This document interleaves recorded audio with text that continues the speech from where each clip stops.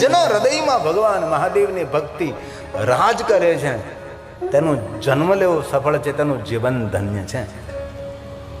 થોડો આક્રોશ વ્યક્ત કર્યો છે.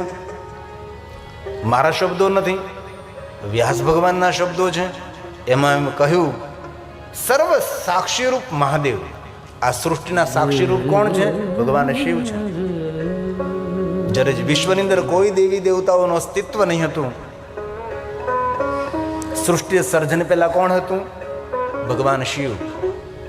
તેથી કહ્યું, સર્વ સાક્ષી સ્વરૂપ મહાદેવનું જે ધ્યાન કરે છે, ભગવાન શિવનું જે પૂજન કરે છે, તે તો ધન્ય છે જ.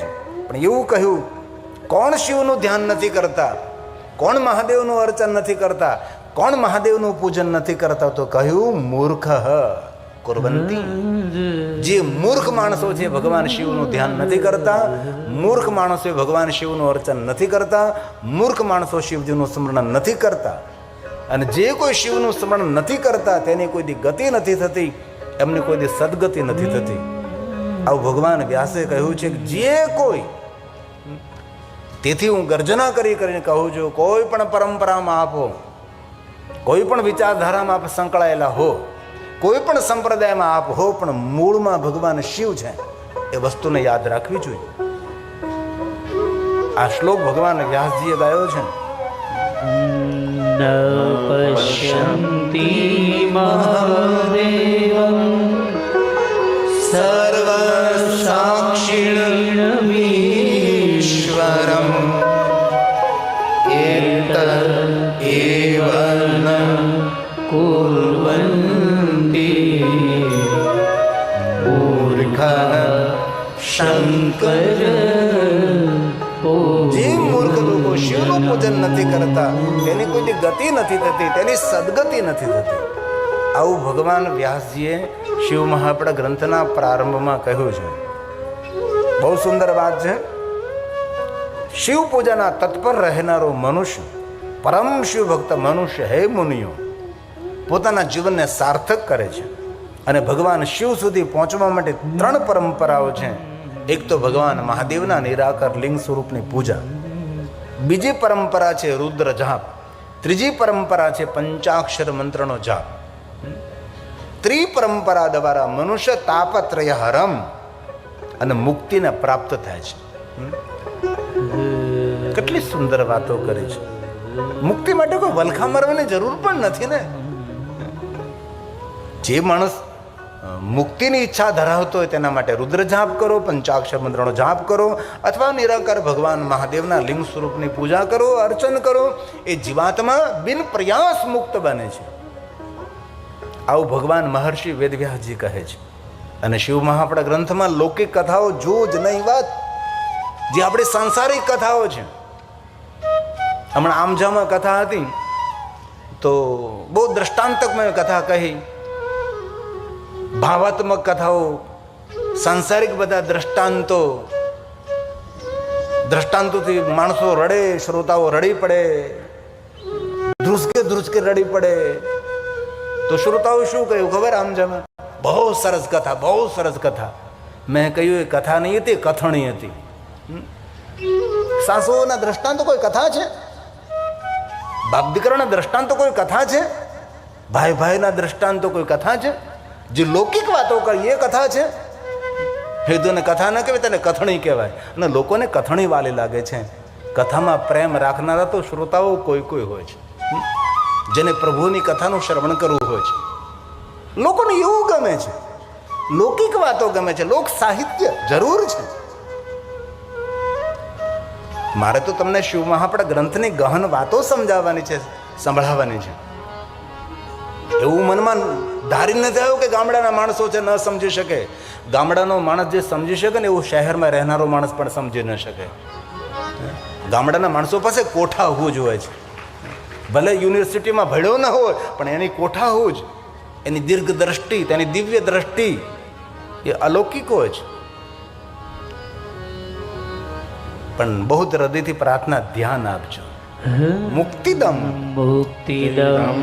તત્રયં પ્રભુર મનોય શિવ. હે મહાત્મા, હે લિંગાર્ચનમ રુદ્રજમ પંચાક્ષરમ જપસ્તથા. પંચાક્ષર મંત્રનો જાપ કરો. હાલતા ચાલતા, બેસતા, ઉડતા, ખાતા, પીતા, ઊંઘતા, જાગતા, પવિત્ર અવસ્થામાં, અપવિત્ર અવસ્થામાં, ઘરમાં, વનમાં, સ્મશાનમાં, કોઈ પણ સ્થિતિમાં જપે પંચાક્ષરમ સર્વ સિદ્ધિ લભે નર.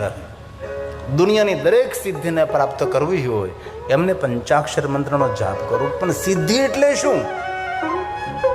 કોઈને ફૂંક મારીને ચકલી બનાવી દેવી એ સિદ્ધિ છે? સિદ્ધિનો અર્થ થાય છે સિદ્ધિ દ્રષ્ટિ, દિવ્ય દ્રષ્ટિ, આગવી દ્રષ્ટિ, આગવી સૂઝ, કુચાગ્ર બુદ્ધિ, અને સિદ્ધિ કહેવાય. અને આપણે જ લોકો એવું સમજીએ કે સિદ્ધિ એટલે જાદુ મંત્ર. નહીં, નહીં. શ્રદ્ધા અને વિશ્વાસનો વાત અલગ છે, બાકી જાદુ વસ્તુ અલગ છે. લોકો એની પાછળ દોડે છે. તે સિદ્ધિનો અર્થ થાય છે દૂર દ્રષ્ટિ, દીર્ઘ દ્રષ્ટિ, દિવ્ય દ્રષ્ટિ. ભગવાન મહર્ષિ વેદવ્યાસ કહે છે સતત પ્રયત્ન પૂર્વક મહાદેવને જે શુભ કથાનું શ્રવણ કરે છે, ધ્યાન દીजिए और हृदय में एक बात याद रखिए कि कथा कोई वार्ता नहीं, कथा व्रत છે. દુનિયાના દરેક વ્રતો આપણે કરી ન શકીએ, પણ જો કથાનું શ્રવણ કરીએ તો દરેક વ્રતોનું ફળ કથા શ્રવણ કરવા માત્રથી પ્રાપ્ત થાય છે. તેથી આ કથા વ્રત છે. અને ક્યાં 24 કલાક સાંભળવી છે? સદગુરુદેવ શ્રી જનકસિંહ સાહેબે 9 દિવસને રોજ અમે 3 કલાક, 3 કલાકમાં તો આપણે અડધો કલાક તો મોડા આવીએ. એ તો આપણો સમય ગયો જ. અને સમય હાથમાંથી સરી જશે પછી હાથમાં ફક્ત પસ્તાવો રહેશે. તેથી એટલું મોટું આયોજન કર્યું છે. સમય પર કથામાં પધારીએ આપણે. અને મેં કાલે પણ કહ્યું હતું સમય અનુસાર અહીંયા પધારીશ. 3 વાગ્યા પહેલાં મારે આવવાનું, પણ રાઈટ 3 વાગે હું વ્યાસપીઠ ઉપર હતો. પણ આજ મારે થોડા મહેમાન આવ્યા એટલે થોડુંક એમની સાથે મારે વાર્તાલાપ કરવો પડ્યો. આપની પાસે પણ હું આગ્રહ રાખું છું કે આપ સમય પર ભગવાન મહાદેવની કથાનું શ્રવણ કરવા પધારો. ભલે પહેલાં નથી કહેતો, પણ 9 દિવસ કથાનું શ્રવણ કરો. કથા કલ્પ વૃક્ષ છે, કથા કામધેનુ છે. ચરિત્રમ દેવ દિવસ્ય મહાદેવસ્ય અપારમ પરમોદારમ ચતુર્વર્ગસ્ય સાધનમ. ધર્મ, અર્થ, કામ, મોક્ષ માગવા ન પડે, આપોઆપ કથા આપે છે. તેથી શિવ મહાપ્રદ ગ્રંથમાં કહ્યું સતત પ્રયત્ન પૂર્વક મહાદેવજીની શુભ કથાનું જે શ્રવણ કરે છે, જે સાંભળે છે, હે બ્રાહ્મણો, શિવ પ્રત્યે જે પ્રેમ ધરાવે છે એવી બુદ્ધિ ધરાવનારો માણસ ભગવાન શિવના સાનિધ્યને પ્રાપ્ત કરી શકે છે. પોતાની કામના, મનોકામનાની પૂર્તિ કરી શકે છે. આ ભગવાન મહર્ષિ વેદવ્યાસજીના વચનો છે. શ્લોક એટલા માટે હું બોલું છું, હું કોઈ કાલ્પનિક વાત તમને નથી કહેવા માંગતો. જે ભગવાન મહર્ષિ વેદવ્યાસજીએ કહ્યું છે એ આપની સમક્ષ હું કહેવાનો પ્રયાસ કરું છું. અઘરું જરૂર લાગે છે, પણ સમજવું બહુ જરૂરી છે. વિદ્યાર્થી ભણતો એને અઘરો વિષય પકડે જ નહીં તો સફળ કેવી રીતે થઈ શકે? એ ક્લાસ 1 ઓફિસર કેવી રીતે બની શકે? જો ભાગતો ફરે કે અઘરો વિષય છે, હવે આ મારાથી નહીં થાય, તેના જીવનમાં મોટી સફળતા ન મળે ને. સહેલું સહેલું પકડવાથી કાંઈ ન થાય. કોઈ પણ ક્ષેત્રમાં સફળ થવું હોય તો મોટા સાહસ કરવા પડે છે, મોટું રિસ્ક લેવું પડે છે. ત્યારે માણસ કોઈ પણ ક્ષેત્રમાં સફળતાને પ્રાપ્ત કરી શકે છે. તેથી ભગવાને કહ્યું છે જે કોઈ આ કથાનું શ્રવણ કરે છે, શૃણુયન્નેન સતતમ મહાદેવ કથા શુભ કરનારી, મંગલ કરનારી, મનોકામનાને પૂર્ણ કરનારી ભગવાન મહાદેવની કથા છે. બુદ્ધિને શુદ્ધ કરનારી અને જીવનના કાર્યોને સિદ્ધ કરનારી આ ભગવાન મહાદેવની કથા છે. શિવ બુદ્ધિ કુરુ પ્રિયા શૈવેષુ સતતમ દ્વિજા શૈવેષુ સતતમ દ્વિજા. બહુ સુંદર વાત કરી છે. સંસારને તરવાનો ઉપાય શંકર ભગવાનનું પૂજન એ શ્રેષ્ઠ ઉપાય છે. ભગવાન મહાદેવ પ્રતિ ભાવ, ભગવાન શિવજીનું અર્ચન, ભગવાન શિવજીનું દર્શન મનુષ્ય ભવ પાર તરી શકે છે. સંસાર તરણો પાર. સાગરને તરવા માટે તો મોટા મોટા જહાજો હોય છે, 7 સમંદર તમે તરી શકો છો. પણ મોટામાં મોટો જો સમંદર હોય તો જીવન સમંદર છે. તો સંસાર સાગરમાંથી જેને તરવું હોય તેના માટે આ ઉપાય છે. ભગવાન શિવની કથાનું શ્રવણ કરવું, મહાદેવનું પૂજન કરવું, શિવજીનું સ્મરણ કરવું, ભગવાન શંકરજીને યાદ કરવા. ધ્યાન દીजिए. સંસાર તરણો પાય શંકર શિવ પૂજન. ભગવાન શિવનું પૂજન કરો, મહાદેવનું અર્ચન કરો. અનેક એવા શિવ ભક્તોને મેં જોયા છે કે મહાદેવના પૂજન વગર મુખમાં જળ ન મૂકે, ભગવાન શિવની પૂજા વગર મુખમાં અન્ન ન મૂકે. આવા મહાદેવના ભક્તો આ ધરતી પર અત્યારે પણ વર્તમાનમાં છે. કોઈ પણ કાર્યનો પ્રારંભ કરે, મહાદેવનું દર્શન કરે, મહાદેવનું પૂજન કરે છે, શિવનું સ્મરણ કરે છે. આંખ ખુલે મહાદેવને યાદ કરે છે, નિંદ્રા ખુલે શિવને યાદ કરે છે. જો આ શિવ કથા છે એટલે હું શિવજીનો મહિમા સમજાવીશ. અન્ય બીજી કોઈ અપેક્ષાઓ નહીં રાખતા. અને સદગુરુનું સાનિધ્ય છે. અને ભગવાન શંકર જગદગુરુ તો છે જ, અને ભગવાન શંકર તો ત્રિભુવન ગુરુ છે. દેવતાઓનો ગુરુ બૃહસ્પતિ દેવ છે, અને બૃહસ્પતિનો ગુરુ શિવ છે. તેથી આપણે સદગુરુ પરંપરાની અંદર આપણે ભગવાન મહાદેવની કથા ઉપલબ્ધ થઈ છે. તો બહુ સુંદર વાત કરી છે. જેને ભવ પાર થવું હોય તેના માટે જ શિવ પૂજનમ શંકરમ સંસાર તરણો પાર. સંસાર તરણો પાય. એક એક શ્લોક મહાદેવનું આરાધન છે. એક એક શ્લોક આપણને પુણ્ય આપે છે. એક એક શ્લોક પાપમાંથી મુક્ત કરે એમ નહીં, એ ખોટી વાત છે. ઘણા માણસો એમ કે કથા સાંભળવાથી પાપમાંથી મુક્તિ મળે. હું આપણે પાપિયા છીએ? આપણે જાતને શા માટે આપણે પાપી કહીએ ભાઈ? કથા સાંભળવાથી પાપમાંથી મુક્તિ તો મળે ન મળે, કથા સાંભળવાથી પુણ્ય મળે છે. અને જે માણસમાં પાપ હોય ને એને કથા સાંભળવાનો વિચાર પણ ન આવે. કથા શ્રવણ કરવાનો દિવ્ય વિચાર એ પણ એક પુણ્યનું ફળ છે. જેની પાસે પુણ્ય ન હોય તેને સારા વિચારો પણ ન આવે, સારો માર્ગ પણ ન દેખાય, કથા શ્રવણ કરવાનો અવસર પણ તેમને મળે ન મળે. જેની પાસે પુણ્ય નથી, જે કાંઈ આપણે અત્યારે 3-3 કલાક બેસીએ છીએ આપણે પુણ્યનું કોઈ ફળ છે એટલે કથાનું શ્રવણ કરી રહ્યા છે. તો ભગવાન વ્યાસ બોલે છે સંસાર તરણો પાય શંકર શિવ પૂજન. શિવની પૂજા કરો. તતસ્ત્વં સર્વભાવેન શિવં પૂજય શંકરં. શિવં પૂજય શંકરં. કેટલી સુંદર વાત કરી છે. હવે ભગવાન વ્યાસજી ખુલાસો કરે છે.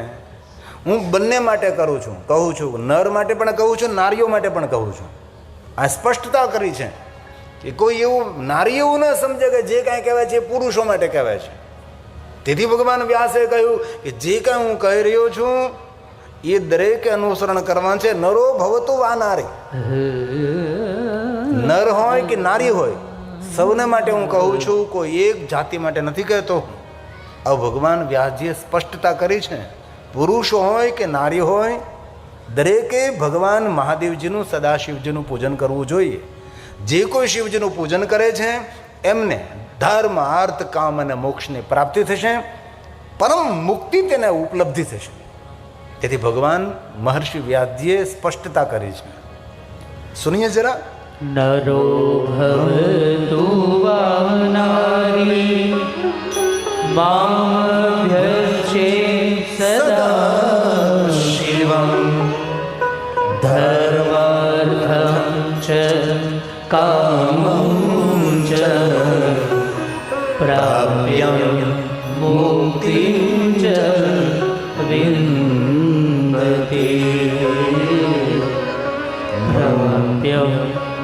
મુક્તિં ચ વિંદતિ.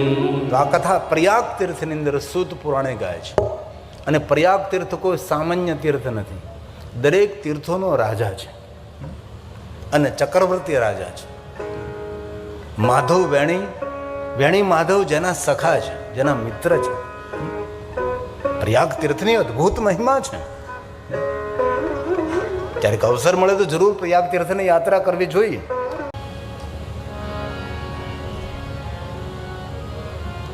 અમે ગયા વર્ષે પ્રયાગ તીર્થમાં કથા કરવા માટે ગયા હતા. ત્યારે એક પ્રયાગ તીર્થના મહાત્મ્ય માટે એક સુંદર રચના કરી હતી કે પ્રયાગ તીર્થનો મહિમા શું છે.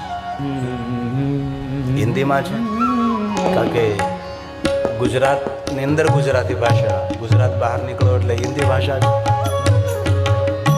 જ્યાં ગંગા યમુના માતા સરસ્વતી જ્યાં નિવાસ કરે છે, તીર્થરાજ પ્રયાગ છે, વેણી માધવ છે,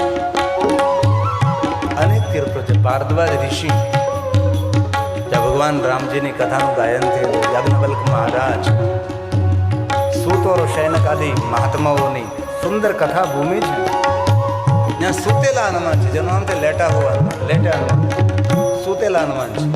જેમ આપણે સાળીપુર હનુમાન છે, બુરખિયા હનુમાન છે, ઉતાવળા હનુમાન છે, રોકડિયા હનુમાન છે, ટાંગતોડ હનુમાન છે. હનુમાનજી કેટલા જો તો વિચાર કરો.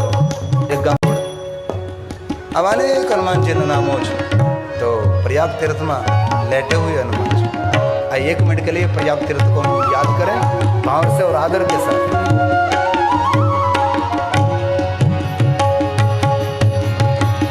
गंगा यमुना सरस्वती संगम, गंगा यमुना सरस्वती संगम, पावन तीर्थ प्रयाग,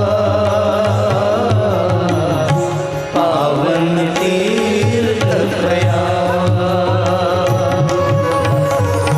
गंगा यमुना सरस्वती संगम, गंगा यमुना सरस्वती संगम, पावन तीर्थ प्रयाग,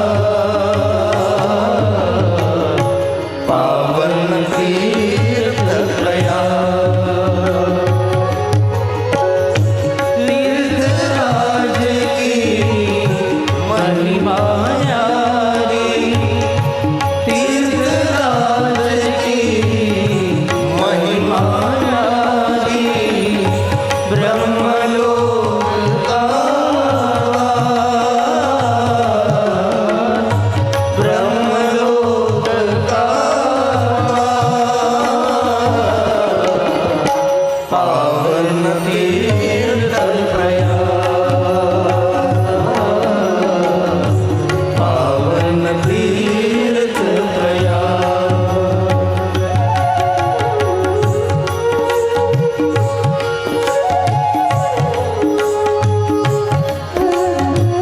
तीर्थों ने याद करवाती तीर्थ यात्रा करવાનો ફલ પ્રાપ્ત થાય. આપણે તીર્થોને યાદ કરવા જોઈએ. આપણે સવારમાં સ્નાન કરતા હોઈએ તો સપ્ત ગંગાઓને યાદ કરીએ. શા માટે સપ્ત ગંગાઓને યાદ કરીએ? ઘરની અંદર સ્નાન કરીએ છીએ પણ સપ્ત ગંગાઓને યાદ એટલા માટે કરીએ છીએ કે આપણને સપ્ત ગંગાઓમાં સ્નાન કરવાનું ફલ પ્રાપ્ત થાય. गंगे च यमुने चैव गोदावरी सरस्वती, गंगे च यमुने चैव गोदावरी सरस्वती.